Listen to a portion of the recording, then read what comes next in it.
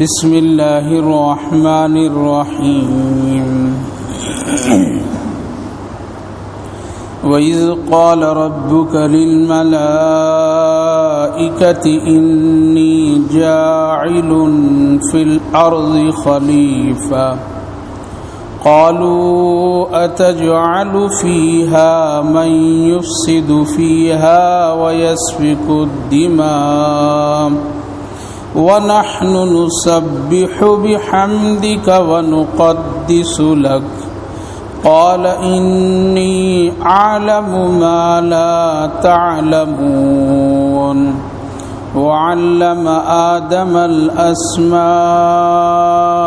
كلها ثم عرضهم على الملائكة فقال أنبئوني بأسماء هؤلاء إن كنتم صادقين قالوا سبحانك لا علم لنا إلا ما علمتنا إنك أنت العليم الحكيم قال يا آدم أنبئهم بأسمائهم فلما أنبأهم بأسمائهم قال ألم أقل لكم إني أعلم غيب السماوات والأرض وأعلم ما تبدون وما كنتم تكتمون وَإِذْ قُلْنَا لِلْمَلَائِكَةِ اسْجُدُوا لِآدَمَ فَسَجَدُوا إِلَّا إِبْلِيسَ أَبَى وَاسْتَكْبَرَ وَكَانَ مِنَ الْكَافِرِينَ صدق اللہ العظیم وَإِذْ قَالَ رَبُّكَ لِلْمَلَائِكَةِ إِنِّي جَاعِلٌ فِي الْأَرْضِ خَلِيفَةً، اور وہ وقت یاد کیجئے جب کہا آپ کے رب نے فرشتوں سے کہ بے شک میں بنانے والا ہوں زمین میں اپنا خلیفہ۔ قَالُوا أَتَجْعَلُ فِيهَا مَن يُفْسِدُ فِيهَا وَيَسْفِكُ الدِّمَاءَ، جواب میں فرشتوں نے کہا کیوں کر بنا رہے ہیں آپ ان لوگوں کو خلیفہ جو زمین میں فساد کریں گے اور خون ریزی کریں گے۔ وَنَحْنُ نُسَبِّحُ بِحَمْدِكَ وَنُقَدِّسُ لَكَ، اور ہم تو آپ کی تسبیح اور تعریف کرنے کے لیے کافی ہیں۔ قال انی اعلم ما لا تعلمون، تو اللہ تعالیٰ نے فرمایا بے شک میں تم سے زیادہ جانتا ہوں ان تمام چیزوں میں جو کچھ تم نہیں جانتے ہو۔ بزرگوں اور دوستوں، اس آیت کریمہ سے پہلے گزری ہوئی وہ آیتیں ہیں جس میں اللہ تعالیٰ نے یہ فرمایا تھا کہ ساری چیزوں کو میں ہی پیدا کیا ہوں، اس لیے جس کا نام مناسب سمجھا قرآن میں نے ذکر کر دیا، اور جس کا مناسب نہیں سمجھا اس کو میں نے چھوڑ دیا۔ ان تمام چیزوں کے بارے میں حضرت نبی اکرم صلی اللہ علیہ وسلم نے بیان بھی فرمایا۔ اس کے بعد پھر ایک آیت گزری تھی جس میں اللہ تعالیٰ نے فرمایا تھا ایک دن وہ آئے گا جس دن ہم تم کو موت دیں گے اور پھر زندہ کریں گے اور پھر سب تم میرے طرف لوٹ کر کے آؤ گے۔ اس کے بعد پھر ایک آیت اور گزری جس میں اللہ تعالیٰ نے فرمایا تھا ہم نے تمہارے لیے زمین اور آسمان کو بنایا، 7 آسمان 7 زمینیں، اور اس کی خبر اور اس کے علم ہم ہی رکھتے ہیں۔ زمین اور آسمان کا تذکرہ، کیا انسان سے پہلے اللہ نے زمین اور آسمان کو بنایا یا انسان کے بنانے کے بعد اللہ نے زمین اور آسمان کو بنایا؟ اس آیت کریمہ جو اس وقت تلاوت ہوئی جس میں اللہ تعالیٰ نے فرمایا وہ وقت یاد کیجئے کہ جب اللہ نے فرشتوں سے کہا تھا کہ میں اس زمین میں اپنا ایک خلیفہ بنانا چاہتا ہوں جو ہمارا کام کرے گا، جو ہماری باتوں کو پھیلائے گا، جو ہماری باتوں پر لوگوں کو آمادہ کرے گا اور جو ہماری باتوں کی طرف لوگوں کو دعوت دے گا ہم ایک ایسا اپنا نائب اس زمین پر بنانا چاہتے ہیں۔ پتہ یہ چلا کہ زمین کو اللہ پہلے بنایا ہے، تبھی تو کہہ رہا ہے کہ میں بنانا چاہتا ہوں زمین میں۔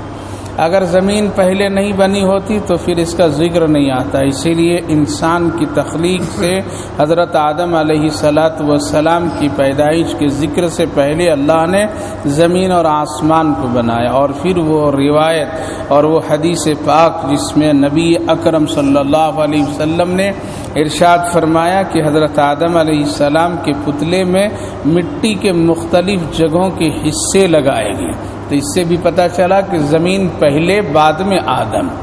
زمین کی پیدائش اللہ نے آدم کی پیدائش سے بہت پہلے بنا دیا، اور پھر اس زمین اور آسمان میں اللہ نے جناتوں کو اور فرشتوں کو آباد کیا۔ لہذا انسانوں سے بھی پہلے کون ہیں؟ جنات ہیں۔ انسانوں سے پہلے فرشتے ہیں، اور یہ سب اللہ کی تسبیح اور تقدیس اور عبادات کیا کرتے تھے۔ انسان کا بھی کوئی وجود نہیں، لیکن ان لوگوں کی تخلیق اور ان لوگوں کی کیفیت انسانوں سے بہت الگ تھلگ تھی، اسی لیے اللہ تعالیٰ نے خاص کر اس زمین پر ایک انسان کو بسانا چاہتا ہے۔ اس سلسلے میں مشورتاً اللہ نے ان فرشتوں سے پوچھا جو فرشتے انسانوں سے پہلے تھے اور اللہ کی عبادت کرتے تھے۔ فرشتوں سے پوچھا اور کہا کہ میں چاہتا ہوں بنانے کے لیے، تمہارا اس میں کیا خیال ہے؟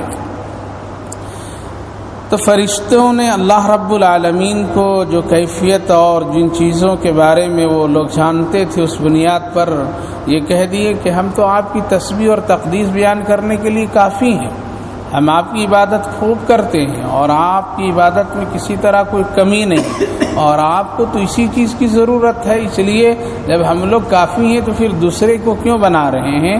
ہم لوگ آپ کی تسبیح اور تقدیس تعریف کے لیے کافی ہیں۔ اور جس انسان کے بارے میں آپ کہہ رہے ہیں وہ انسان شاید کہ اسی جناتوں کی طرح ہوگا جو زمین میں خون ریزی، فساد اور فتنہ بپا کرے گا، لہٰذا ایسے کو مت بنائیے، بہتر ہے۔ تو اللہ تعالیٰ نے جواب دیا، قال انی اعلم ما لا تعلمون، میں زیادہ جانتا ہوں تم نہیں جانتے ہو۔ اب ایک سوال یہ پیدا ہوا کہ اللہ جب سب چیزوں کو جانتا ہے تو پھر فرشتوں سے کیوں پوچھا؟ اور جب اپنے فیصلے پر پوری اختیار رکھتا ہے تو پھر کیوں فرشتوں سے مشورہ لیا؟ اور فرشتے اگر منع کر رہے ہیں تو پھر آپ نے ان کے مشورہ کو نہیں مانا؟ تو میرے بھائی بزرگ علماء مفسرین لکھتے ہیں کہ اللہ تعالیٰ نے یہ مشورہ جو لے رہا ہے وہ صرف ازراہ ہم کو اور آپ کو بتانے کے لیے۔ اگر وہ مشورہ پر عمل کرتا تو فرشتے تو صاف ہمارا اور آپ کا انکار کر دیا، مت پیدا کیجیے اس کو، یہ بہت فساد کریں گے، خون ریزی کریں گے اور زمین پہ دنگے فساد کریں گے، آپ کی عبادت کم کریں گے، لہٰذا مت پیدا کیجیے۔ تو اللہ تعالیٰ فوراً ان کی بات کو مان لیتا اور نہیں بنایا ہوتا، لیکن اللہ نے ایک بات میں جواب دے دیا، انی اعلم ما لا تعلمون، میں زیادہ جانتا ہوں تم نہیں جانتے ہو۔ فرشتے نیک طبیعت کے لوگ تھے، اسی لیے فوراً وہ کہا کہ ٹھیک ہے پروردگار آپ جیسا چاہیں۔ وعلم آدم الاسماء، لہذا زمین اور آسمان کی پیدائش انسان سے پہلے اب اللہ نے حکم دیا جبریل جاؤ تم ہی اب کام کرو۔ حضرت جبریل ہر جگہ سے مٹی لیے اور لے کر کے حضرت آدم علیہ السلام کے پتلے میں داخل کیے اور اس کو ہزاروں سال اس کو مٹی اور پانی میں ملا کر کے چھوڑ دیے۔ وہ مٹی اور پانی ایک دوسرے سے خلط ملط ہوئی، سڑی گلی سب کچھ ہوئی۔ اس کے بعد پھر پتلے کی شکل تیار کی گئی کہ انسانی ڈھانچے کی کیفیت میں، پھر اللہ نے اپنی طرف سے اس میں روح ڈالا اور حضرت آدم تیار ہو گئے۔ وعلم آدم الاسماء، یہاں تذکیرہ تو نہیں ہوا آدم کو پیدا کیا کس کو کیا، ابھی زوئے زمین پر کوئی بھی نہیں آیا۔ حضرت آدم علیہ السلام کہاں ہیں؟ آسمان پر۔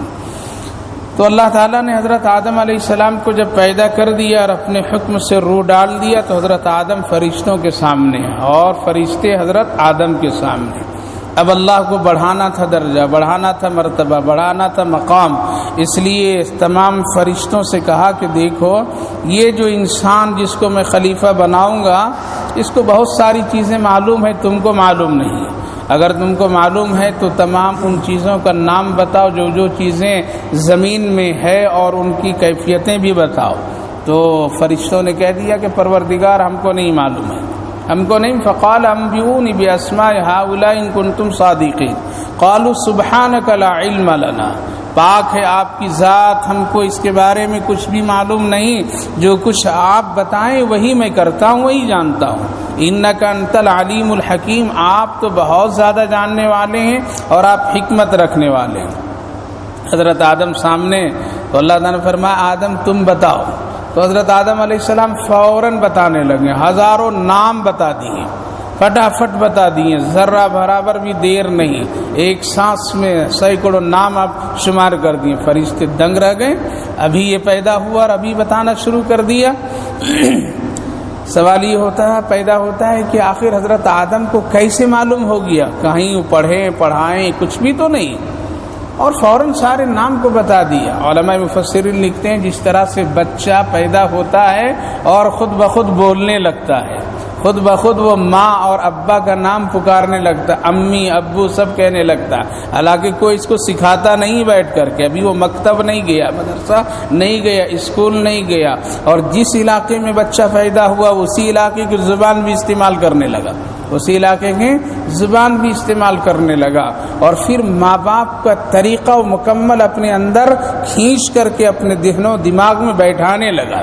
کہیں بھی اپنے اندر میں وہ چیز چھوڑتا نہیں بچہ. اگر ماں جس طرح سے کہتی ہے، جس طرح سے وہ رہتی ہے، جس طرح سے کھلاتی پلاتی ہے، بچہ بھی مکمل اس کے سانچے میں وہ ڈھلتا چلا جاتا ہے. جو زبان اور جو طرز اور جو فکر ماں اور باپ کی ہوتی ہے، آہستہ آہستہ اس کے دل و دماغ میں بچے کے پہنچتا چلا جاتا ہے. اور ہر وہ عمل پھر بچہ کرتا ہے جو ماں باپ اشارے سے بھی کہہ دیں تو کرنے کے لیے تیار ہو جاتا ہے. حالانکہ کسی اسکول میں بھی نہیں گیا، کہیں بھی نہیں سیکھا. تو اسی لیے نبی اکرم صلی اللہ علیہ وسلم نے فرمایا کہ بچے کی تو مکتب ماں کی گود ہے. ماں جس طرح سے اس کو ڈھالے گی اسی طرح سے وہ کیا ہو جائے گا، وہ بچہ ڈھل جائے گا. جو سکھائے گی وہی سیکھ جائے گا، جیسے بلائے گی وہی بولے گی. اگر ممی کہے گی تو ممی بولے گا، امی کہے گی تو امی بولے گا. تو زبان دیکھتے ہیں نا، اسی طرح سے ہے. ڈیڈی تو ڈیڈی، ابو تو ابو، پاپا تو پاپا، جو بھی بولو بچہ وہی بولے گا. جو سکھائیں گے ماں باپ وہی سیکھیں گے. لطیفہ، ایک عورت ماڈرن تھی، بہت ماڈرن، جیسے آج کل ہمارے زمانے میں ماڈرن عورتیں، اللہ حفاظت فرمائے. بعض عورتیں گانے کی اتنی شوقین کہ بچوں کو بھی گانے کے ایکٹر بنا دیتی ہیں، پھر وہ بچہ بھی اسی طرح ماں کی طرح وہ بھی گنگنانے لگے. ایک ماں بہت ہی گانے کی دلدادہ اور شوقین تھی، اور وہ ان باتوں سے بڑی نفرت کرتی تھی جو عام طور پر میں بچے یا عورتیں یا مرد حضرات بولا کرتے تھے. خصوصاً پیشاب اور پاخانہ سے اس کو بڑی چیڑ. اگر بچہ کہتا تھا کہ مجھ کو پیشاب آ رہا ہے تو ماں کہتی تھی بیٹا جب تجھے پیشاب لگے تو تم پیشاب نہیں کہنا، پاخانہ نہیں کہنا، بلکہ کیا کہنا کہ مجھ کو گانا گانے کی طبیعت چاہ رہی، میں بالکل تیار ہو جاؤں اور پھر تمہارے اس اشارے پر میں تمہاری ضرورت پوری کر دوں گا. اس لیے یہ سننے میں بھی ان کو اچھا نہیں لگتا ہے. یہ پیشاب اور پاخانہ جو تو بولتا ہے وہ مجھ کو اچھا نہیں لگتا ہے. اسی لیے جب پیشاب آئے تو پھر کیا کہہ دینا، امی میں گانا گاؤں گا. اب بچہ تو بل تیار. روز یہی کیفیت ماں سمجھ جاتی تھی، بچہ اپنی ضرورت پوری کر لیتا تھا. لیکن باپ کو اس کی خبر نہیں، باپ کو اس کی خبر نہیں کہ اندر اندر یہ میری بیوی کیا کی ہے میرے بچوں کے ساتھ. اس لیے آج کل کے باپ کیا ہیں، سنڈے کے باپ ہیں. کیا میں سنڈے چھٹی میں بچوں سے ملیں گے، باقی اور دنوں میں نہیں. جب بچہ سو رہا ہے تو ابا جاگتے ہوئے چلے گئے، جب باپ سو رہا ہے تو بچہ جاگ کر کے اسکول چلا گیا، اور جب باپ آیا تو بچہ سو گیا. آج دنیا بالکل اس رننگ اور رفتار میں چل رہی، اسی لیے ملاقات ہی نہیں، پتہ نہیں چلا. تو ماں ایک دن میکے چلی گئی بیٹے کو چھوڑ کر کے، اور اب بیٹا باپ کے ساتھ سویا. بیٹا کہاں سویا؟ باپ کے ساتھ. رات ڈھلی اور رات کی ایک حصہ گزرا تو بیٹا کہنے لگا ابا گانا گاؤں گا. تو باپ کہا کہ کم بخت یہ رات میں تو گانا گائے گا، لوگ سنیں گے تو کیا کہیں گے. آج یہی حال ہے، گانے کے شوقین ہو گئے. کھلاتے کھلاتے گانا سنائیں گے ماں باپ، کھلاتے کھلاتے لقمہ دیتے دیتے گانا دکھائیں گے، سکھائیں گے. ہر جگہ گنگناتے رہیں گے، روٹی پکتی رہے گی، گانا بھی ہوتا رہے گا. اتنا نہ بنا دو اپنی زبان کو گانے کے شوقین کہ کل قیامت کے دن اس زبان سے سوال ہو جائے. میرے بھائیو بزرگو ماں بہنوں، بڑی عبرت کی بات ہے۔ اللہ کے رسول نے فرمایا کثرت سے لوگ گانا گائیں گے، کثرت سے لوگ سنیں گے اور کثرت سے لوگ اس پر عمل کریں گے۔ تو اب باپ کہہ رہا کہ بیٹا رات میں مت گانا گاؤ، اب یہ تو ادھر ہے، گانا کا فلسفہ تو دوسرا ہے۔ آگے ابا مجھ کو زور سے گانے کی طبیعت چاہ رہی ہے۔ تو اب باپ بہت پریشان ہوا، کہا کہ بیٹا اچھا ایسا کرو میرے کان میں آہستہ آہستہ گا دو بس۔ اب بیٹا شروع کر دیے کان میں پیشاب کرنا ہے، کرے کم وقت کیا کر رہا ہے؟ تو کہا نہیں گانا گا رہا ہوں۔ تو بیوی تو کبھی بتائی نہیں تھی کہ بیٹا ایسا کرے گا اور اس طرح سے کرنا۔ آج یہی دھوکے میں ہے، ماں کا الگ تربیت کا انداز، باپ کا الگ تربیت کا انداز۔ باپ ہے دیندار تو بیوی نہیں دیندار، ماں دیندار نہیں، بچوں کی زندگی تباہ و برباد ہو جاتی ہے، بچوں کی زندگی تباہ و برباد ہو جاتی ہے۔ تو عرض یہ کرنا تھا، جس طرح سے ایک بچہ بغیر کسی کے سکھائے بولنے لگتا ہے، بغیر کسی کے سکھائے اپنے ماں کا نقل کرنے لگتا ہے، بغیر کسی کے سکھائے اپنے باپ کا نقل کرنے لگتا ہے، اسی طرح اللہ نے قدرتی طور پر حضرت آدم علیہ السلام کے ذہن و دماغ میں ان تمام چیزوں کا علم ڈال دیا جو ایک انسان کی ضرورت کے لیے تھا۔ لہذا حضرت آدم خود بولنے لگے اور یہ سب ہکا بکا ہو گئے فرشتے، تو فوراً کہنے انی عالم ما لا تعلمون وعلم آدم الاسماء قال یا آدم انبئهم باسمائهم فلما انبأهم باسمائهم قال الم اقل لكم انی عالم۔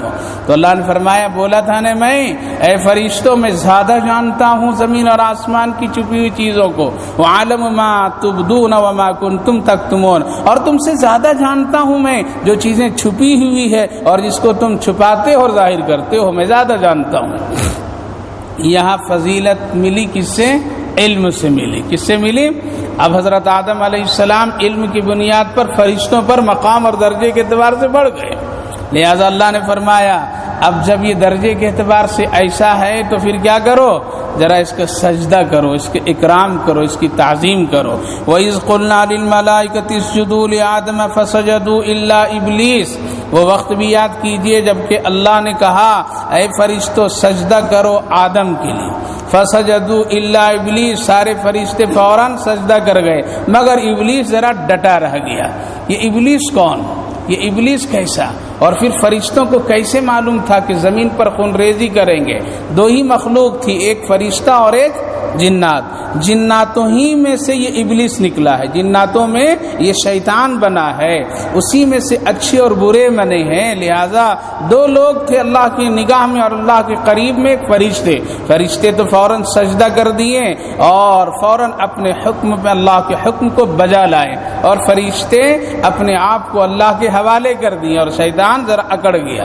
یہ مٹی سے بنا، میری نگاہوں کے سامنے بنا، یہ ابھی بن تیار ہوا ہے اور اس کا میں سجدہ کروں؟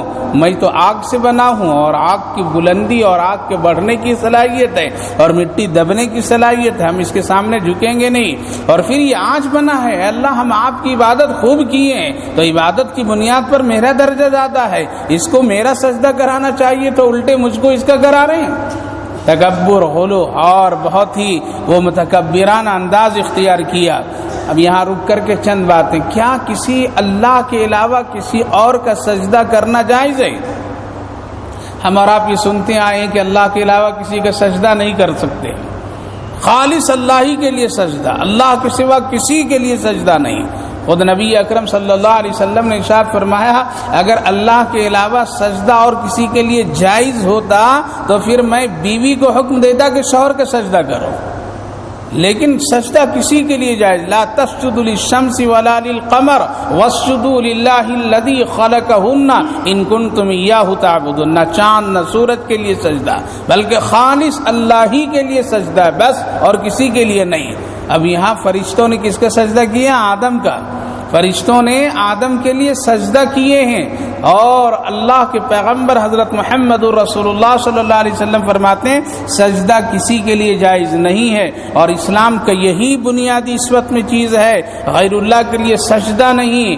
مسلمانوں کے لیے پیر جھکنا، چھونا، چومنا جائز نہیں ہے، چاہے مقام و رتبے کے اعتبار سے کتنا ہی بڑا درجہ ہو، لیکن نہ کوئی مرد کسی کا پیر جھک کر کے اور چھو کر کے اس کو احترام کرے، نہ کوئی عورت کسی کا پیر چھو کر کے اور جھک کر کے اس کا احترام کرے، بالکل جائز نہیں۔ اسلام میں ان تمام چیزوں کو حرام قرار دیا ہے۔ عام طور پر میں کچھ علاقے، کچھ خاندان، کچھ لوگوں کے یہاں یہ رواج ہے کہ گھر کے بڑے بزرگ اگر آ جائیں تو عورتیں جھک جھک کر کے ان کے قدموں کو چھوتی ہیں اور اپنے آنچل سے سلام کرتی ہے۔ یہ سب ناجائز اور حرام ہے، یہ ہندوانہ طرز ہے، ہندوانہ رسم و رواج ہے۔ مسلمانوں کے یہاں اس کا کوئی گنجائش نہیں ہے۔ اس لیے اگر خدا نخواستہ کوئی عورت اگر اپنے بزرگوں کے اور اپنے گھر کے بڑوں کے ساتھ ایسا نہیں کرتی ہے تو اس کو نہیں کرنا چاہیے، اور کسی کو اس پر ناراض نہیں ہونا چاہیے۔ یہ اسلام کا طریقہ نہیں، بلکہ اسلام کا طریقہ صرف سلام کرنے کا ہے، اور سلام میں بھی اسلام کا طریقہ اتنا احتیاط برتا گیا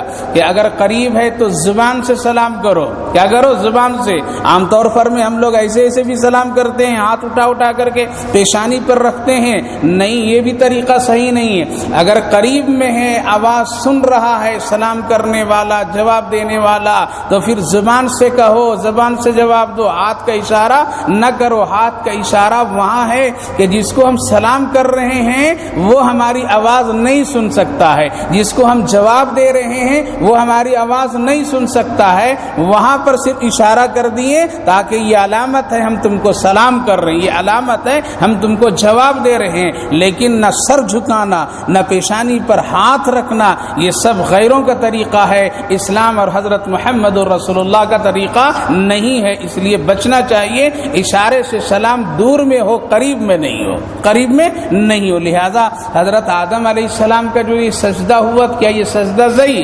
اس کا جواب دو دیا گیا۔ اس کے علاوہ اور بھی کبھی سنے ہوں گے کہ حضرت یعقوب علیہ السلام، حضرت یوسف علیہ السلام کے لیے بھائیوں نے سجدہ کیا، چاند سورج نے ان کو سجدہ کیا، خواب میں دیکھیں، کیا یہ سب صحیح ہے؟ دو جواب۔ سب سے پہلی بات یہ ہے کہ اس وقت جائز، ہمارے دین، ہماری شریعت میں، یعنی حضرت محمد رسول اللہ کے دین شریعت میں حرام ہو گیا۔ بہت ساری چیزیں پہلی امت کھاتی تھی، یہ امت نہیں کھاتی ہے۔ پہلی امت کے لیے کچھ الگ مسئلے تھے، اب اس امت کے لیے یہ مسئلہ ہو گیا، تو لہٰذا وہ وقت تھا جائز کا، اب یہ وقت ہو گیا ناجائز کا، اس پر ہم عمل کریں گے۔ دوسرا جواب جو بہترین جواب ہے وہ یہ جواب ہے کہ یہ سجدہ در حقیقت اللہ ہی کے لیے تھا، آدم کے لیے نہیں تھا۔ یہ سجدہ کس کے لیے تھا؟ اللہ ہی کے لیے تھا، آدم کے لیے نہیں تھا۔ پھر آدم کے لیے سجدہ ہو رہا ہے، اس کا طریقہ یہ لکھتے ہیں کہ اللہ نے جس طرح سے ہم کو اور آپ کو خانہ کعبہ کی طرف کیا کر دیا؟ رخ کرا دیا، قبلہ بنا دیا، ادھر سجدہ کرو، ادھر رخ کرو، اور کر کے ادھر آؤ، سمجھے؟ لہذا کوئی بیت اللہ شریف کے دیوار کے سامنے اگر سجدہ کرتا ہے تو کیا کہیں گے؟ ہم اللہ کے لیے سجدہ کرتے ہیں، بیت اللہ کے لیے نہیں کرتے، جبکہ بالکل چہرہ بالکل قریب میں ہے۔ سجدہ کس کے لیے ہوا؟ اللہ کے لیے۔ اسی طرح سے فرشتوں نے اللہ کا سجدہ کیا، اللہ کے لیے کیا ہے، آدم کو صرف رخ متعین کرنے کے لیے اللہ نے کر دیا تھا، ادھر رخ کرو، اور اللہ کے لیے سجدہ ہے۔ جس طرح سے ہم اور آپ بیت اللہ کے سامنے سجدہ کرتے ہیں تو یہ بیت اللہ کے لیے نہیں ہے بلکہ اللہ کے لیے ہے۔ اسی طریقے سے حضرت آدم گویا کے قبلہ بنے ہیں، اور رخ سارے فرشتوں کا ان کی طرف جہت بنانے کے لیے اللہ نے کر دیا، اور یہ در حقیقت سجدہ کس کے لیے ہے؟ اللہ کے لیے ہے۔ تو لہذا اب بات بالکل صاف ہو گئی کہ غیر اللہ کے لیے سجدہ جائز نہیں ہے۔ اللہ نے جو فرشتوں سے سجدہ کروایا ہے اپنے ہی سجدہ کرایا تھا، اور آدم کو رخ سجدہ بنایا تھا، یعنی چہرہ ادھر کر لو، جیسے ہم اور آپ نماز میں خانہ کعبہ کی طرف چہرہ کرتے ہیں، لیکن در حقیقت اللہ ہی کے لیے سجدہ ہے۔ لہذا غیر اللہ کے لیے سجدہ جائز ہی نہیں ہے، حرام لکھا ہے تمام علماء۔ اسی لیے نبی آخری دور میں دعا کر رہے، اے اللہ میری قبر کو سجدہ گاہ نہیں بنانا۔ کیا فرمایا؟ میری قبر کو سجدہ گاہ نہیں بنانا، میری قبر کو کسی اس طرح سے زیب و زینت نہیں بنانا جس طرح سے یہود و نصارہ نے اپنے بڑوں کو بنا لیا ہے۔ نبی کی یہ دعا، اور نبی اکرم صلی اللہ علیہ وسلم آخری وقت میں اتنی تاکید فرمائے، اے لوگوں میری قبر کو سجدہ گاہ نہیں بنانا۔ اس لیے خطرہ تھا کہ نبی سے لوگ جو اتنی محبت کرتے ہیں کہ نبی تھوک دے تو ہاتھوں میں لے کر کے لوگ چاٹ جاتے تھے، نبی اکرم صلی اللہ علیہ وسلم کے پسینے زمین پر گرنے نہیں دیتے تھے، آپ آپ ناخن تراش کر کے دیں تو آپ کے ناخن کو لوگ سنبھال کے رکھتے تھے، آپ کے بال ایک بھی زمین پر نہیں لوگ گرنے دیتے تھے، آپ جو کوئی حکم دیں اس کو فوراً بجا لاتے تھے۔ تو جو صحابہ نبی سے اتنی چاہت اور محبت، کہیں خطرہ ایسا ہو رہا تھا کہ دنیا سے نبی کے تشریف لے جانے کے بعد قبروں کو لوگ سجدہ نہ کریں، اس لیے نبی بار بار دعا کی، اللہ میری قبر کو سجدہ گاہ نہیں بنانا۔ جانتے تھے صحابہ مجھ سے بڑی محبت کرتے ہیں۔ ایک صحابی رسول صلی اللہ علیہ وسلم جسم سے خون نکالے، پہلے دور میں اگر کہیں پہ درد جسم میں ہوتا تھا تو اس خون کو سنگی کے ذریعے سے کھینچ لیا جاتا تھا۔ نبی اکرم صلی اللہ علیہ وسلم نے بھی اسی طرح عمل کرایا اور ایک پیالے میں خون نکلوایا اور آپ نے ایک صحابی کو دیا، جاؤ اس کو کسی جگہ پر، خاص جگہ پر مٹی میں دفن کر دو، اور خیال رکھنا کسی کا قدم نہیں پڑ سکے، یعنی ایسے راستے میں دفن نہیں کرنا جہاں کسی کا قدم اس پر پڑ جائے۔ اس لیے نبی کا احترام کرنا ضروری ہے، نبی کا خون پاک ہے، نبی اسی لیے سو جاتے ہیں تو پھر نبی کے وضو نہیں ٹوٹتا ہے، ہم سو جائیں گے تو وضو ٹوٹ جائے گا، نبی کے جسم سے خون نکلے تو وضو نہیں ٹوٹتا، ہمارے خون نکلے تو وضو ٹوٹ جائے گا۔ کیوں؟ ہم کھانے پینے میں احتیاط نہیں کرتے ہیں، کیا کرتے ہیں؟ حلال و حرام مل جاتا ہے، اور لیکن نبی کے غذا میں کبھی حرام نہیں، ہمیشہ پاک، تو خون بھی پاک ہے، خون پاک ہے، اور ہمارا خون ناپاک بھی ہو سکتا ہے، حلال اور حرام کی تمیز ہم کو نہیں ہے، اسی لیے عام انسانوں کے لیے حکم ہے کہ اگر بدن سے خون نکلے تو وضو کیا ہو جائے گا؟ ٹوٹ جائے گا، لیکن نبی کے سلسلے میں ایسا نہیں، لہذا صحابی لیے اور پیالہ لے کر کے چلیں اور دیوار سے چھپ گئے اور اس کو پورا کا پورا پی لیے، پورا کا پورا خون پی لیے، اللہ کے رسول کی خدمت میں حاضر ہوئے اور کہنے، نبی نے پوچھا کیا دفن کر دیا اس کو؟ کہا کہ ہاں یا رسول اللہ کر دیا۔ ٹھیک جگہ پہ کیا؟ کہیں کسی کو تو قدم تو نہ پڑے؟ یا رسول اللہ قدم تو دور کی بات، نظر تو دور کی بات، کسی کا خیال بھی وہاں نہیں گیا ہوگا، اسی جگہ میں دفن کر دیا اس کو۔ نبی نے پوچھا پھر بتاؤ وہ کیا کیا تم نے؟ کہا کہ یا رسول اللہ میں نے اس کو پی لیا۔ آپ نے فرمایا جاؤ تم پر جہنم کی آگ حرام کر دیا، اللہ نے حرام کر دیا، نبی کا خون پیا ہے۔ تو میرے بھائیو بزرگوں، اللہ کے رسول صلی اللہ علیہ وسلم سے صحابہ محبت کرتے تھے، اسی لیے خطرہ تھا کہ کہیں لوگ سجدہ نہیں کر دیں نبی اکرم صلی اللہ علیہ وسلم کی قبر مبارک کو، اسی لیے آپ دعا کر کے گئے، اے اللہ میری قبر کو سجدہ گاہ نہیں بنانا۔ سوچئے جو اتنا بڑا مقدس نبی جو اپنی قبر کے بارے میں یہ فکر کر کے جا رہا دنیا سے، تو آج مسلمانوں کو، مردوں کو اور عورتوں کو کیسے اجازت ملے گی کہ کسی اللہ کے ولی کی قبروں کو سجدہ کیا جائے؟ نہیں اجازت ہے، یہ سب شرک ہے، یہ سب بدعت ہے، اس پر نہیں جانا، خطرہ ہے، اعمال برباد ہو جائیں گے۔ ولیوں سے محبت کیجئے، بزرگوں سے عقیدت رکھیے، ان کے نقش قدم پر چلیے، ان کی ایک ایک بات کو اپنے سر پر رکھ کر کے چلیے، ان کا خوب احترام کیجئے، ان کی تبلیغ اور ان کی دعوت اور ان کی فکروں کو عام کیجئے، پھیلائیے، لیکن ان کے قبروں پر مت گریے، اللہ کے رسول منع کر دیے ہیں۔ لہٰذا اللہ کے علاوہ کسی کا سجدہ کرنا جائز نہیں ہے، اس میں تو مرد اگر کم ہیں تو عورتیں بہت زیادہ۔ آج عقیدے کے اعتبار سے جتنی کمزوری عورتوں میں ہے، اللہ حفاظت فرمائے، چھوٹی چھوٹی سی چیزوں میں ان کے عقیدے خراب ہو جاتے ہیں۔ وجہ اس کی یہ ہے کہ دین کی کمزوری، معلومات کی کمی، اعمال کی کمی، اس لیے ماں بہنوں کو خاص طور سے ان چیزوں میں خاص توجہ دینی چاہیے کہ ایسی حرکتیں کسی عورت سے نہ ہو، کسی مرد سے نہ ہو۔ اسی لیے اللہ ہی کے لیے فرشتوں نے سجدہ کیا اور ابلیس کیا ہو گیا؟ اکڑ گیا۔ کہا کہ اچھا اکڑا، چلو ہٹو یہاں سے، اب تم اس لائق نہیں ہو کہ میرے قریب رہو، تم اس لائق نہیں ہو کہ میرے دربار اور میرے عرش کے ارد گرد رہو۔ اب ہٹا دیا اللہ تعالیٰ نے۔ جب ہٹنے لگا تو کہا کہ اچھا اب تو ہٹ تو جا رہا ہوں، لیکن ذرا 3 باتیں ہیں، قبول کر لیجیے۔ ہے کہا کہ ایک تو مجھ کو لمبی عمر دے دیجیے، موت نہیں، قیامت تک مجھ کو موت نہیں دیجیے گا۔ تو اللہ نے کہا کہ جاؤ یہ کر دیتا ہوں۔ لہٰذا دیکھا کہ ابھی شیطان کا جنازہ اٹھ رہا ہے، ہاں اٹھ رہا ہے، اٹھتا ہے۔ اب شیطان کہنے لگا میرا جنازہ نہیں اٹھ رہا ہے، لیکن میرے دوستوں کا جنازہ اٹھ رہا ہے، میرے دوستوں کا اٹھ رہا ہے۔ وہ تو اب اطمینان ہو گیا، ہم کو کچھ کرنے کی ضرورت نہیں، اب تو خود انسان سب کر رہا ہے، لہٰذا اس کی موت قیامت ہی میں ہوگی۔ اور مجھ کو شکل بدلنے کی طاقت دے دیجیے تاکہ آپ کے بندوں کے پیچھا میں کروں گا۔ تو اللہ نے وہ بھی دے دیا، تم جس طرح سے چاہو شکلیں بدل لو۔ یہ جناتوں کی قسم میں سے ہیں شیطان. جس طرح انسان میں دو طرح کے لوگ اچھے اور برے، اسی طریقے سے جناتوں میں بھی دو طرح کے.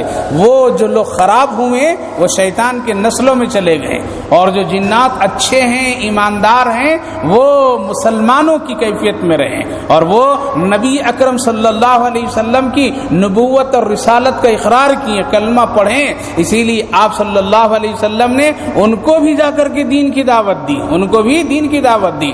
مکۃ المکرمہ جو لوگ گئے ہوں گے تو ایک مسجد وہاں نظر آتی. کون سی مسجد؟ مسجد جن مکہ میں ہے. مسجد جن مکہ میں ہے. آپ صلی اللہ علیہ وسلم حضرت عبداللہ ابن مسعود کو لے کر کے گئے اور آپ نے ایک دائرہ بنایا. آپ اپنے عصا اپنے لاٹھی سے آپ نے ایک گول دائرہ بنایا اور آپ نے فرمایا عبداللہ ابن مسعود یہیں رہنا، یہاں سے اس دائرے سے نکلنا نہیں، نکلو گے تو خطرہ ہے، اسی لیے بالکل یہیں رہنا جب تک میں واپس نہیں آؤں. آپ صلی اللہ علیہ وسلم ان کی نظروں سے اوجھل ہو گئے. بہت دیر کے بعد آئے. حضرت عبداللہ ابن مسعود نے پوچھا رسول اللہ کہاں گئے تھے؟ تو آپ نے فرمایا میں جناتوں کو تبلیغ کرنے گیا تھا، ان کو کلمہ پڑھانے گیا تھا، ان کو ایمان کی باتیں بتانے گیا تھا. اور آج بہت سارے لوگ یہاں جمع ہوئے تھے، لہٰذا آج وہ جو نبی نے دائرہ بنایا تھا سعودی حکومت نے وہاں پر ایک مسجد بنا دی، اور اسی مسجد کا نام کیا ہے؟ مسجد جین. کبھی موقع ملے جا کے نماز پڑھ لیجیے، جناتوں سے دوستی ہو جائے گی. کیا ہو جائے؟ جناتوں سے دوستی ہو جائے گی. پڑھنا چاہیے، اس لیے یہ برکت کی جگہ ہیں، لہٰذا اس کا تذکرہ بھی ہوا. تو میرے بھائیو بزرگوں، بہت سارے جنات جو ہیں وہ کیا ہیں؟ انسان ایمان والے ہیں، اچھے ہیں، اور نبی اکرم صلی اللہ علیہ وسلم کا کلمہ پڑھیں اور ان پر ایمان لائیں. ان کی عمریں بڑی لمبی ہوتی ہے، لہٰذا جنات کی ایک الگ قسم ہے، اور شیطان اسی کے نسل سے نکلے ہوئے ہیں. وہ لوگ جو سجدہ نہیں کیے اور اللہ کے حکم کی نافرمانی کیے. جس طرح سے انسانوں میں اچھے برے، اسی طرح سے اس میں. لہذا شیطان کہتا ہے کہ ایک تو مجھ کو شکلیں بدلنے کی طاقت دے دیجیے، میں جس طرح سے چاہوں بدل کر کے کیا کروں گا؟ لوگوں کو بہکاؤں گا. چاہوں گا تو وقت کا ولی بن جاؤں گا، میں وقت کا ولی کی شکل اختیار کر لوں گا اور میں بہکاؤں گا اس کو. اور ایسا ہی کرتا ہے شیطان آج بھی. جو جتنا بڑا جاننے والا ہوگا اتنا ہی بڑا اس کے پیچھے شیطان ہوگا، جو جتنا بڑا عالم ہوگا اتنا ہی بڑا اس کے پیچھے شیطان ہوگا. حضرت امام غزالی رحمۃ اللہ علیہ بہت بڑے عالم دین، بہت بڑے عالم دین، موت بالکل قریب آ گئی تو شیطان پہنچ گیا. کہا کہ امام غزالی بتاؤ خدا ایک ہے یا دو ہے؟ تو کہا کہ ایک ہے. کہا کہ دلیل، اس پر دلیل دیے. شیطان نے اس دلیل کو توڑا اور کہا کہ خدا دو ہے. پھر حضرت امام غزالی نے پھر دلیل دیا اللہ ایک ہے. شیطان نے پھر دلیل دیا نہیں اللہ دو ہے. اس طرح کتنے 99 دلیل دیا، کتنے 99 دلیل دیے حضرت امام غزالی کہ اللہ ایک ہے. اور 99 دلیل 99 پوائنٹ کو شیطان توڑتا رہا اور کہتا رہا کہ خدا دو ہے، اس کے علاوہ اور کوئی چارے کار نہیں. آخر کار حضرت امام غزالی پریشان ہو گئے اور روح قبض ہونے والی ہے، لیکن اللہ نے بچایا. تو فوراً ایک آواز آئی اے غزالی بول دو خدا کو ایک، بغیر دلیل کو میں ایمان رکھتا ہوں. تو آپ نے بولا جاؤ تم اپنا کام کرو، میں اللہ کو بغیر دلیل کے ایک رکھ جانتے ہیں. تو شیطان کہا کہ جاؤ غزالی تیرے علم نے تم کو بچا لیا. پھر آواز آئی بولو اللہ نے بچایا، اگر علم کے ہوگے تو وہ خطرے میں چلا جائے گا. تو جتنا بڑا آدمی ہوتا ہے اتنے پیچھے اس کا شیطان. جس کے پاس جتنا مال ہوگا تو اتنا ہی نہ لوگ حسد کریں گے، چوری اتنی ہی کی جائے گی، اس کے پیچھے اتنے لگیں گے. اسی لیے جس کا ایمان مضبوط ہوگا شیطان بھی اس کے مضبوط رہے گا. اس کو داؤ اور اس کو گرانے کے لیے صحیح بات یہی کہ اللہ کی اطاعت اور فرما برداری. تو اے اللہ آپ کی عبادت کی اس کے بدلے میں مجھ کو شکلیں بدلنے کی طاقت دے دیجیے. آ گیا شیطان اور کہا دیوار گر رہی ہے، اٹھ جاؤ ورنہ مر جاؤ گے تم. جلدی سے اٹھا بیچارہ، بھاگا ادھر، چادر سمیٹتے ہوئے کھڑا ہوا، دیوار دھڑام سے گری، گلے ملا. بہت بہت شکریہ آپ کا کہ آپ نے بر وقت مجھ کو بچا لیا. آگے شکریہ مت ادا کرو، میں تو شیطان ہوں، میں تجھ کو ایک نیکی سے بچا لیا، دور کر دیا. آگے کیا کہ دیکھا کہ دیوار گرے گی اور یہ سو رہا ہے تو یہ مر جائے گا، اور ایسے حالت میں مرنے والا شہید کہلائے گا. تو میں یہ سوچا کہ یہ شہادت کی موت نہ مرے، اسی لیے ہٹا دیا تجھ کو ادھر. دیکھیں وہ اچھے میں لا کر کے پیر دبا کے سلاتا ہے، اور وہ تکلیف بھی دیتا ہے. شیطان دشمن ہے, اللہ فرما رہا ہے تمہارا وہ کھلا ہوا دشمن ہے. اس لیے میرے بھائیو, بزرگوں, ماں بہنوں, اس کی تدبیروں سے, اس کی حرکتوں سے اپنے آپ کو فوراً چوکنا رہنا چاہیے. جب بھی دلوں میں غلط خیالات پیدا ہوئے اور شیطان جب غلط وسوسے دے, اس وقت فوراً آپ کو کیا کرنا, ہاتھ اٹھا کر کے مارنا. اگر تھپڑ ماریں گے تو اپنے ہی پر ماریں گے نا, کیا کریں گے اس وقت میں؟ اللہ کے رسول نے فرمایا لا حول ولا قوت الا باللہ پڑھ لو. کیا کرو؟ لا حول ولا قوت الا باللہ پڑھو. شیطان ہٹ جائے گا, وسوسہ دینے سے رک جائے گا, تم کو اس گناہ پر آمادہ کرنے سے وہ اپنے آپ کو باز ہو جائے گا. لا حول ولا, یہی ہتھیار ہے شیطان سے بچنے کے لیے, اس کے سوا کچھ بھی نہیں, اس کے سوا کچھ بھی نہیں ہے. حضرت خواجہ عبد القادر پیرانی پیر رحمۃ اللہ علیہ کے خاص مرید تھا جو بالکل خواب دیکھتا تھا اور جنت دیکھتا تھا, بڑا حسین دیکھتا تھا. آ کر کے کہا حضرت چند دنوں سے جنت دیکھ رہا ہوں, اور کوئی اللہ والا کھڑے ہو کر کے کہتا ہے یہ تمہاری جنت ہے. تو حضرت نے فرمایا لا حول ولا قوت الا باللہ پڑھ لو. تو انہوں نے کہا کہ آپ لگ رہے ہیں میری جنت سے جل رہے ہیں, حسد کر رہے ہیں کہ مرید اتنا بڑھ گیا. کہا کہ بیٹا پڑھ لینا لا حول ولا قوت الا باللہ. اب آج رات خواب دیکھیں تو پڑھیں, جنت دیکھیں خوبصورت, کہنے والا کہہ رہا ہے یہ تمہاری جنت ہے. کیا ہے؟ تمہاری جنت ہے.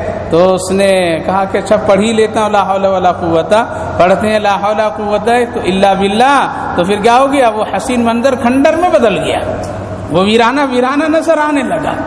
کیا ہوا؟ اٹھ کر کے گئے حضرت, لا حول ولا قوت الا باللہ پڑھا تو مسئلہ ایسا ہو گیا. تو حضرت نے فرمایا شیطان کی جنت وہ تھی, رحمان کی نہیں تھی, رحمان کی نہیں تھی. اب تجھے ایسا منظر نظر نہیں آئے گا, وہ شیطان دھوکہ دینا چاہ رہا تھا. تم جنتی ہو گئے, اب نماز پڑھنے کی ضرورت نہیں ہے. تم جنتی ہو گئے, تمہاری جنت بن گئی, اب تم کو کچھ کرنے کی ضرورت نہیں ہے.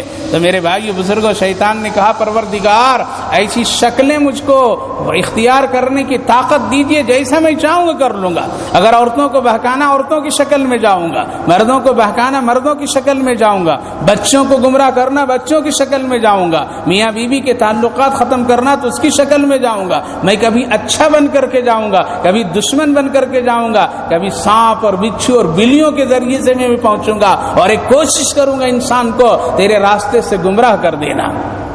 ایک تو یہ دے دیجیے مجھ کو طاقت, اور اپنے بندوں کو بہکانے کے ہر جگہ مجھ کو اختیار دے دیجیے. اللہ نے فرمایا جاؤ دے دیتا ہوں, لیکن جو میرے اچھے بندے ہوں گے تیرے چکر میں کبھی بھی نہیں آئیں گے, نہیں آئیں گے. لہذا شیطان فسجدوا الا ابلیس, سجدہ نہیں کیا, ابا واستکبر وکان من الکافرین وقلنا یا آدم اسکن انت وزوجک. تو اللہ تعالیٰ نے فرمایا جائیے اب جنت میں آرام سے رہیے. پتہ یہ چلا کہ آدم سے بھی پہلے اللہ نے جنت بنا دیا ہے, تبھی تو جنت بنی, تب تو گھر بھیجنا, جائیے وہاں رہیے. یا آدم اسکن انت وزوجک الجنہ, جنت چلے جائیے آپ. جنت میں پہنچے تو اکیلے تھے, ایک دن رہے طبیعت نہیں لگی, دوسرے دن اللہ پوچھا کیسا آدم ٹھیک ہے؟ آگے دل نہیں لگ رہا ہے. کیا ہوا؟ آگے جوڑا چاہیے, جوڑا چاہیے. اسی لیے نبی اکرم صلی اللہ علیہ وسلم فرمایا اپنا جوڑا بناؤ, ہے نکاح کرو. عمدہ گھر ہے, عمدہ گھر ہے, بچے نہیں, بیوی نہیں, سونا سونا ہے, ویرانہ ویرانہ. اسی لیے اسلام نے بڑا عمدہ طریقہ دیا. اللہ جوڑا چاہیے مجھ کو, کوئی بات کرنے والا ہونا, کوئی ہنسی مذاق تفریح کرنے والا ہونا. آگے پھر میں تیرا جوڑا بناتا ہوں. تو کون پیدا ہوئے؟ حوا. پتہ یہ چلا کہ مرد پہلے بعد میں عورتیں. فضیلت اور مقام کی پیدائش کے اعتبار سے بھی پہلے اللہ نے کس کو پیدا کیا؟ مردوں کو پیدا کیا, بعد میں عورت کو پیدا کیا. اور عورت کو پیدا بھی کیا تو کس سے پیدا کیا؟ مرد کی پسلی سے پیدا کیا. حضرت آدم کے بائیں پسلیوں سے حضرت حوا کو نکال لیا. اب دونوں جوڑے تیار ہیں, اب دل لگ رہا ہے. دل لگا تو پھر کیا ہوا؟ شیطان تو پہلے سے تیار ہے, جس آدم کی وجہ سے میں بھٹکا ہوں چھوڑوں گا نہیں. آ گئے یہ دونوں کے قریب. حضرت آدم کے پاس نہیں آیا شیطان, کہاں گیا؟ اماں حوا کے پاس گیا. اماں جی کیا ہے, کھا لو ایک مرتبہ درخت کے چھوڑے, کچھ نہیں ہوتا. پھر اللہ نے فرمایا قریب نہیں جانا, کھانے سے منع نہیں کیا ہے, کھانے سے نہیں کیا. اللہ فرمایا ولا تقربوا هذه الشجرة, کیا فرمایا؟ اس درخت کے قریب نہیں جانا. یہ نہیں کہا کہ کھانا نہیں, تو قریب نہیں جائے گی, ہم توڑ کر کے لا دیتے ہیں, کھا لیجیے, بہت اچھا ہے, عمدہ مزہ ہے, ذائقہ بہت اچھا ہے. ارے دوست ایک مرتبہ شراب پی لو, دیکھو کتنا اچھا لگے گا. کہتے ہیں پلانے والا ایک مرتبہ پی لو, پلانے والا کہہ رہا ہے, پلا رہا ہے, اور پھر پیتا ہے تو پیتا چلا جاتا ہے. پھر اس کے نقصانات جو ہوتے ہیں کوئی سنبھال نہیں سکتا ہے. ابھی ظہر کے وقت تفسیر کرنے کے لیے جا رہا تھا، اس سے پہلے خاتون کا فون آیا، کہنے لگی کہ رات کا وقت ہے، شوہر سو رہا تھا اور سوتے سوتے مجھ کو 3 طلاق دے دیا، کیا طلاق ہو گئی یا نہیں ہوئی؟ طلاق ہوئی یا نہیں ہوئی؟ اور ہم سنے بھی کہ وہ 3 طلاق دیا ہے۔ تو مسئلہ بڑا پیچیدہ ہے کہ اگر سونے کی حالت میں کوئی طلاق دے اور واقعتاً نیند میں ہے تب تو طلاق واقع نہیں ہوتی ہے۔ نیند میں اگر کوئی کفر کا جملہ بول دے تو کافر نہیں ہوتا ہے، ہوتا ہے؟ نہیں ہوتا ہے۔ کفر نیند کے بالکل گہری نیند میں ہے اور کچھ بول دیا، نہیں، اس بات کو لیا جائے گا، اس کو نیند کی کیفیت کی بنیاد پر اس کو ٹال دیا جائے گا۔ طلاق نیند میں اگر دے رہا ہے تو طلاق نہیں ہوگی، نیند میں کفر کا جملہ بول رہا نہیں ہوگا، نیند میں کسی سے نکاح کر لیا تو نکاح نہیں ہوگا۔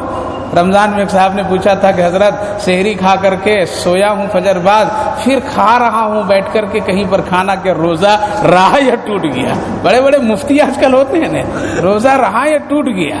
تو میں نے اس نوجوان کو کہا کہ خواب میں کبھی دلہن کو دیکھ لو گے تو دلہن تجھے نہیں ملے گی نہیں ملے گی، بلکہ اس کے لیے باضابطہ عمل کرنا پڑتا ہے۔ تو خواب میں کتنا بھی کھا لو روزہ ٹوٹتا نہیں ہے، اور اب تم خواب ہی میں سحری بھی کرو اور افطار بھی کرو خواب میں۔ تو میرے بھائیو بزرگوں، ایسی حالت ہے۔ تو میں نے غور کیا کہ لگ رہا ہے کہ یہ نیند میں اگر دیا ہے تو الگ مسئلہ ہے، لیکن کہیں ایسا تو نہیں ہے کہ آپ کا شوہر نشے کی حالت میں سویا؟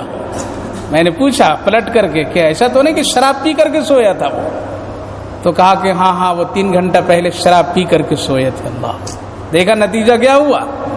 نتیجہ کتنا برا ہو رہا ہے۔ اب مسئلہ بدل گیا، اگر کوئی آدمی شراب پی کر کے سویا اور پھر سو کر کے طلاق دے رہا ہے تو طلاق ہو جائے گی، کیوں؟ یہ نشے میں کہہ رہا ہے، اور نشے میں طلاق دی جاتی ہے تو طلاق ہو جاتی ہے، غصے میں طلاق دی جاتی ہے تو طلاق ہو جاتی ہے۔ پھر میں نے اس سے پوچھا یہ آج پہلی مرتبہ پیا تھا یا اس کی عادت تھی؟ کہا کہ 3 مہینے سے پی رہا ہے یہ میرا شوہر۔ تو پتہ چلا کہ یہ عادی ہے اس کا، اور نشے کا اثر 12 گھنٹے تک کے ہوتا ہے شراب کے، لہذا یہ نشے میں دیا طلاق ہو گئی۔ تو میں یہ عرض یہ کر رہا تھا، شیطان کبھی کبھی مزے کی طرف بڑھاتا ہے اور پھر آگے بہت خطرناک کام کرا دیتا ہے۔ اماں کھا لیجیے، آپ کھلا دیجیے آدم کو۔ تو حضرت اماں ہوا غور کی اور حضرت آدم سے بات کی۔ شیطان پہلے کہاں جاتا ہے؟ عورتوں کے پاس جاتا ہے، بعد مردوں۔ جب حضرت ابراہیم کی بات آئی تو کہاں گئے؟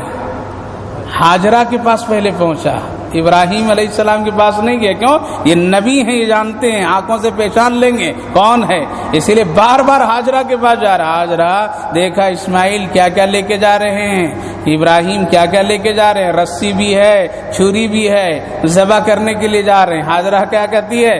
جا اپنا کام کرو۔ جو ابراہیم تڑپ کر کے مانگا اسماعیل کو، وہ اسماعیل کو ذبح نہیں کر سکتا، میرا یقین ہے۔ کہا کہ نہیں بالکل ہے، کرے گا اسے ہی۔ 3 مرتبہ جاتا ہے شیطان شکل میں ہمدرد بن کر کے، لیکن حاضرہ ٹال دیتی ہے۔ آخرکار شیطان مجبور ہو کر کے بولتا ہے یہ اللہ کا حکم ہے، وہ ذبح کرے گا۔ تو حضرت حاضرہ کیا بولتی ہے؟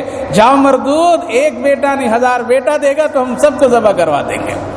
جب اللہ چاہ رہا ہے تو کیا ہے، اللہ کے حکم پر میری جان، میرے بیٹے، میری اولاد سب قربان، جاؤ۔ تو شیطان ناکام ہو گیا۔ آج ایسے جواب دینے والی کوئی عورتیں نہیں ہیں، ایسے جواب دینے والے کہ اپنے دل میں کوئی مرد نہیں یقین رکھتا ہے، وہ کہتا ہے کہ نہ ہو سکتا ہے اس نے کچھ کرا دیا ہوگا، کرا دیا ہوگا، ہو سکتا ہے، وہ گمراہ ہو گیا، وہ آدمی یقین ختم ہو گیا۔ اسی لیے ٹھوکر دیجئے، اس کو جھٹکا دیجئے، فوراً وہ نکل جائے گا۔ تو حضرت آدم کو، حوا کو اس نے اس طرح کیا۔ حضرت آدم بیوی کی چکر میں آئے، میرے باپ دادا وہ بڑے نے، وہ چکر میں آگے۔ آج بھی جو ان کے چکر میں آئیں گے نمازیں چھوڑ دیں گے سب، آج بھی ان کے چکر میں آئیں گے، رشوت لینے پر مجبور ہو جائیں گے۔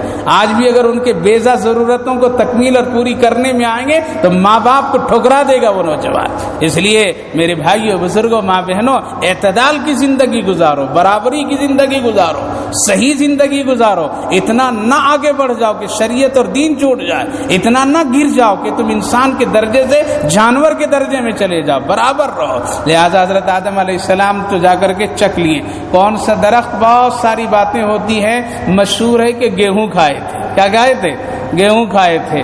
2 आदमी का मुकाबला हुआ, चावल खाओगे या रोटी खाओगे? कहा कि नहीं, मैं तो वो खाना नहीं खाता हूँ जिस खाने को खा करके अब्बा दुनिया में आ गए थे, यानी रोटी नहीं खाऊंगा, रोटी नहीं खाऊंगा, हम चावल ही खाएंगे। लिहाजा हम लोग ज्यादा चावल वाले हैं, रोटी वाले कम है। लेकिन कोई सही रिवायत नहीं है कि वो गेहूं का दाना था, कोई और होगा, कोई किस्म की चीज होगी। खैर खा लिए, खाने के बाद उसके असरात पेट में कुछ गड़बड़ हुए। दोनों ने अर्ज किया, परवरदिगार पेट खराब हो गया, तो अल्लाह फरमाए जन्नत बैतुल खला से पाक साफ है, यहाँ गंदगियां नहीं है। जन्नती खूब खाएंगे लेकिन डकार से सब हजम हो जाएगा, खुशबू आएगी, खत्म हो जाएगा। वहां पर में कोई पेशाब पाखाने की जगह ही नहीं है, वहां बैतुल खला ही नहीं है। अल्लाह ने इन गंदगियों से जन्नत को क्या किया? पाक साफ कर दिया। इसलिए कहा कि जाओ दुनिया में बैतुल खला करके आओ। क्या करो? बैतुल खला करके आओ। हजरत हकीमुल उम्मत मौलाना अशरफ अली थानवी रहमतुल्लाह अलैह लिखते हैं, खुदा की कुदरत देखो, खुदा की शान देखो, खुदा की ताकत देखो, खुदा की बड़ाई देखो, और खुदा की जन्नत पर यकीन रखो कि कितना वो जन्नत कितनी हसीन होगी कि जिसका बैतुल खला दुनिया इतनी अच्छी है। ये दुनिया जन्नत के बैतुल खला है, ये बैतुल खला है दुनिया जन्नत के एतबार से। अल्लाह ने इसीलिए आदम को भेजा था। तो क्या फरमाए? जो दुनिया इतनी खूबसूरत है तो फिर सोचो कि उसकी जन्नत कितनी अच्छी होगी। ये जन्नत के बैतुल खला, और ये कह करके इशारा किए बैतुल खला में कितने देर आदमी रहता है? कितने देर रहते हैं? 1, 2, 4, 5 घंटे तो 2-4 दिन तो नहीं रहते हैं। गया अपनी जरूरत पूरी करके निकल गया। वही नहीं कहता कि ये खाना लाओ। बाद लोग तो बीड़ी वही मारते हैं, हिफाजत फरमाए अल्लाह। और मस्जिद के बैतुल खलाओं को बीड़ी सिगरेट से खराब कर देते हैं। ऐसे लोगों की आदत इतनी बुरी है, इतनी बुरी है, अल्लाह हिफाजत फरमाए। ऐसे लोग ऐसी आदत न बनाओ मेरे नौजवानों, मेरे बुजुर्गों। ये गंदी हरकतें हैं, ऐसी चीजों का इख्तियार करना जिससे लोगों को नफरत पैदा हो, इस चीजों का इस्तेमाल न करो। लिहाजा बैतुल खला में जिस तरह आदमी अपनी जरूरत पूरी करता निकल जाता है, अल्लाह ने बताया तुमको भी बैतुल खला के लिए भेजा हूं, जरूरत पूरी करो फिर मेरी तरफ आओ, सदा रहोगे यहाँ पर। यहाँ उतना ही दिल लगाओ जितना बैतुल खला में दिल लगाता है। तुम यहाँ इतना ही अपने दिल को ठिकाना दो जितना बैतुल खला के लिए तुम ठिकाना बनाते हो। ज्यादा तुम इससे मोहब्बत न करो ताकि तुम्हारी जन्नत बर्बाद नहीं हो जाए। इसीलिए अल्लाह ने हजरत आदम और हव्वा को दुनिया में किस लिए भेजे? तेरा पेट ठीक ठाक कर लो। फिर अल्लाह ने फरमाया वला तक़रब हादिस शजरत फतकून मिनज़ ज़ालिमीन फ़अज़ल्लहुमा शैतानु अन्हा फ़अख़रजहुमा मिम्मा काना फ़ी वक़ुलना ihbiतू बअज़ुकुम लिबाज़िन अदु वलकुम फ़िल अर्दि मुस्तक़र्रुन। ऐ आदम, हम तुमको एक वक्त दे करके दुनिया में भेज रहे हैं, व मताउन, और सामान भी थोड़ा हम दे रहे, ज्यादा नहीं दे रहे, ज्यादा नहीं दे रहे, और इतना दे रहे हैं कि कुछ लेकर के आओगे बाकी सब छोड़ करके आओगे। इसीलिए आका इरशाद फरमाते हैं कि तुम इंसान की दुनिया में माल कितना, जितना वो खाया और पहना ये उसका माल, और जो साथ में ले गया ये इसका माल। ले जाने का कितना है ज्यादा? 2 गज कफन के कपड़े, इसके सिवा कुछ भी नहीं। ज्यादा से ज्यादा 2000 रुपये के कपड़े, इससे ज्यादा होंगे। बहुत कीमती कफन देगा तब भी क्या होगा? 5000 समझ लो, इससे ज्यादा क्या? वही कपड़ा, इसके सिवा कुछ भी नहीं। हाथों से वाच निकाल लिए गए, कानों से सोने के बालियां खींच ली गई, हाथों से जेवरात निकाल लिए गए, गले से जेवरात खींच लिए गए। कोई मर्द, कोई शौहर, कोई अपने घर के मर्द या औरतें ये नहीं कहती है ये दुनिया में बहुत जेवर पहना करती थी, जाओ इसी के साथ इसको दफन कर दो। नहीं, बल्कि अगर नहीं निकलता है तो निकालने की पूरी कोशिश की जाती है। और शरीयत भी, मसला भी ये बताता है किसी को इन चीजों के साथ दफन न करो, इसलिए वहां खाली जाना है। तो मेरे भाई बुजुर्गों, बस हमारा और आपका हाल तो ये है, जो खाया ये हमारा, जो पहना वो हमारा, और जो साथ में ले गया ये हमारी दुनिया, इसके सिवा कुछ नहीं। अल्लाह फरमाया मताउन इला हीन, हम सामान भी थोड़े देंगे और वक्त भी थोड़ा देंगे, और वो वक्त कितना है किसी को मालूम नहीं है। इसलिए हजरत आदम अलैहिस्सलातु वस्सलाम दुनिया में एक जरूरत पूरी करने के लिए आए थे, और अपनी जरूरत पूरी करके फिर इस दुनिया से चले गए। और उनकी लंबी उम्र कितनी थी? 1000 से ज्यादा किसी को भी उम्र नहीं मिली है। बल्कि उसके बाद से अल्लाह क्या किया? कम कराता रहा। हजरत नूह को 950 साल, हजरत داؤد اور اسماعیل کو 600 سال، حضرت موسیٰ کو 400 سال، اور اس طرح سے گھٹاتے گھٹاتے کہاں تک آ گئے؟ حضرت محمد رسول اللہ کی امت کا حال تو جو ہے ہم اور آپ خود جانتے ہیں، اور اس سے اور زمانہ قریب ہوگا قیامت سے تو عمریں اور کم ہوتی چلی جائے گی، اور انسان بالکل ایک لمحے کے لیے آئے گا، لمحے میں چلا جائے گا۔ اس لیے دنیا سے اتنے ہی دل لگا جتنا بیت الخلاء کی حیثیت ہے۔ انشاءاللہ اگلی تفسیر میں بتاؤں گا آدم کہاں آئے، حوا کہاں آئی، اور پھر ان دونوں کی ملاقات کتنے دنوں کے بعد ہوئی، اور پھر کہاں ملاقات ہوئی۔ عرفات کے میدان میں ایک جگہ ہے جبل رحمت، دیکھیں وہاں ایک ستون بنا ہوا، وہاں پر ملاقات ہوئی۔ ملاقات تو طواف کرتے کرتے دونوں کی ہو گئی تھی، لیکن ملاقات اور بات اور چیت گفتگو جو ہوئی وہ جبل رحمت پر ہوئی۔ وہاں آج ایک ستون بنا ہوا ہے، اس ستون میں کیا کرتے ہندوستانی، پاکستانی اور ادھر کے لوگ، عقیدے بڑے کمزور، پتہ نہیں کون بتا دیا، تو عورتیں اپنا شوہر کے نام لکھتی ہیں اور شوہر بیوی کا نام اس ستون پر لکھتے ہیں۔ حکومت نے بالکل کالا پینٹ کر دیا ہے، لکھ لکھ کر کے لوگ خراب کر دیے تھے، سفید جب تھا تو خراب کر دیے، اس لیے کالا پینٹ پورا کر دیا گیا۔ پھر اس میں شوہر اپنے بیوی کا نام لکھتا ہے اور بیوی اپنے شوہر کے نام لکھتے ہیں۔ اگر بیوی گئے ہے تو بیوی بھی لکھتی ہے، اور اگر بیوی نہیں ہے تو شوہر لکھ کر کے آتا ہے، اور بیوی تاکید کرتی ہے دیکھو جی ذرا وہاں نام لکھ لینا، کیوں کہ اس سے محبت پیدا ہوگی، جس طرح آدم اور حوا میں محبت پیدا ہوئی۔ لیکن حالت تو ایسے ہوتے ہیں، وہاں تو عرفات کی جبل رحمت پر دونوں میاں بیوی لکھ لیتے ہیں، اور ہوٹل کے کمرے میں آتے ہیں تو بیوی کہتی ہے ہم کو یہ خریدنا ہے، شوہر کہتا ہے کہ پیسہ نہیں ہے، تو پھر یہ جھگڑتی ہے اور یہ بھی جھگڑا کرتا ہے، محبت وہیں ٹوٹ جاتی ہے، محبت وہیں ٹوٹ جاتی ہے۔ تو یہ ایک بنایا ہوا سب قصہ ہے جس پر لوگ عمل کرتے ہیں۔ کبھی آپ جائیں میاں بیوی تو لکھیے گا نہیں، آپ دل میں محبت پیدا کرو، دل میں لکھو بیوی کی محبت، کہاں لکھو؟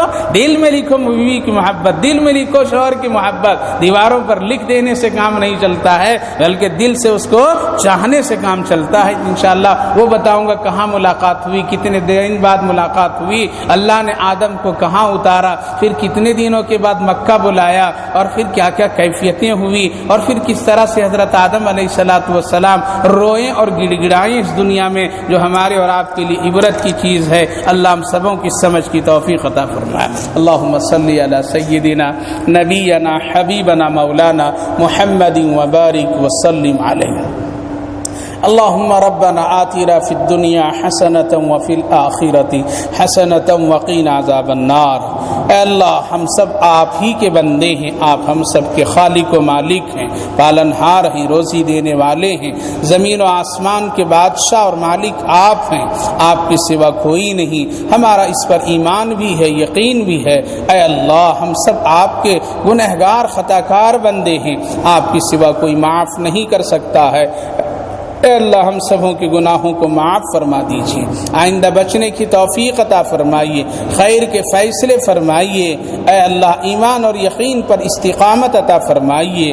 اے اللہ اس مجلس قرآن کو بھی حد قبول فرما لیجیے۔ جتنے بھائی بزرگ نوجوان بچے ماں بہنیں حاضر ہیں سب کی حاضری کو قبول فرمائیے، کہنے سننے سے زیادہ عمل کی توفیق عطا فرمائیے۔ اے اللہ دنیا اور آخرت کی بھلائیاں عطا فرمائیے، ہر طرح کی دنیاوی پریشانیوں سے سارے بھائی بہنوں بزرگوں کے سب کی حفاظت فرمائیے، جو بیمار ہیں ان کو شفا عطا فرما دیجیے، صحت مندوں کی صحت کی سلامتی عطا کر دیجیے۔ جو لوگ دنیا سے جا چکے ہیں اللہ ان سب کی مغفرت فرما دیجیے، ہماری چھوٹی بڑی ضرورتوں اور حاجتوں کو اپنی قدرت سے پوری فرما دیجیے۔ اے اللہ غیبی مدد اور نصرتیں عطا فرمائیے، جہاں جہاں مسلمان پریشان ہیں اے اللہ ان کی عزت و آبرو کی حفاظت فرمائیے، اسلام کا بھول بھالا عطا فرمائیے، ایک اور نیک اور آپس میں متحد کر دیجیے۔ اے اللہ جو کچھ مانگا وہ بھی عطا فرما، جو کچھ نہیں مانگ سکا آپ اپنے شان کے مطابق عطا فرما۔